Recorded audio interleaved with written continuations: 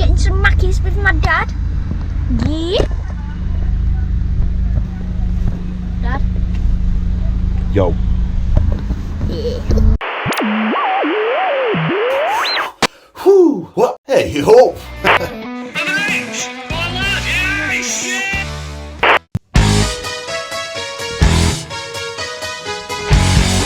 We all want to get faster and fitter on the bike, but if you're training off the trails, does that necessarily mean you've got to hit the gym, like some old school 80s kickboxer movie montage that looks somewhat like this?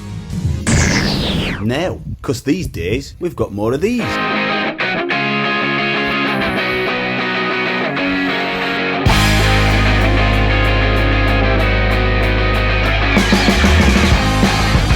If you're new to mountain biking and still finding your feet, you might have heard other riders talking about pumping. Bit confusing, but they're probably not talking about this.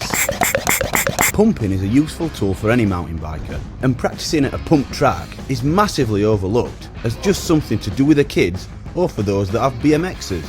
But learning how to pump can maintain or even build speed without relying on pedalling like a madman on all the ups and downs that the trails usually throw at us. And if you've ever clipped a pedal while you're shifting, you'll understand what I mean.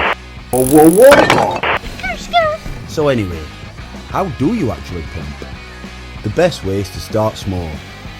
Moving your weight forward and back and building momentum with a push-pull motion, but you've got to work on your timing, pulling on your bars to make your front end light when you're going up, compressing all your body at the top and pushing down when you're going down the other side, using your force and your weight to project forward.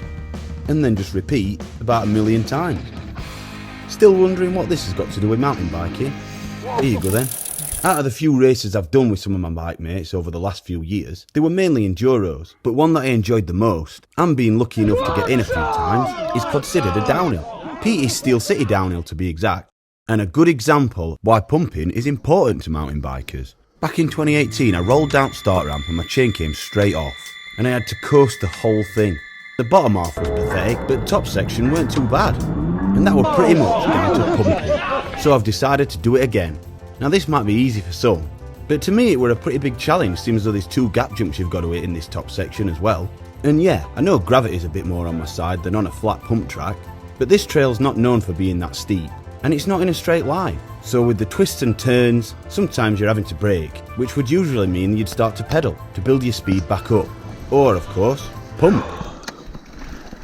There you go then. Rolling from here.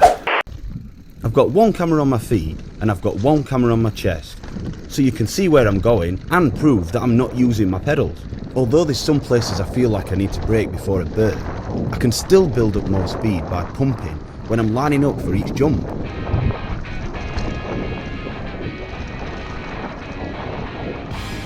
Piece of cake, man. Chances are, if you have mountain bike coaching, they'll probably take you to a pump track. I'm hoping to get some in before race season next year. These days you'll probably not be too far from a pump track. So what are you waiting for? Grab your bike and get pumping, man. Like always, just practice. And I've still got a long way to go. Cheers for watching, and don't forget to like and subscribe to join me for another one of the many struggles we all face on the mountain bike scene. Nice one.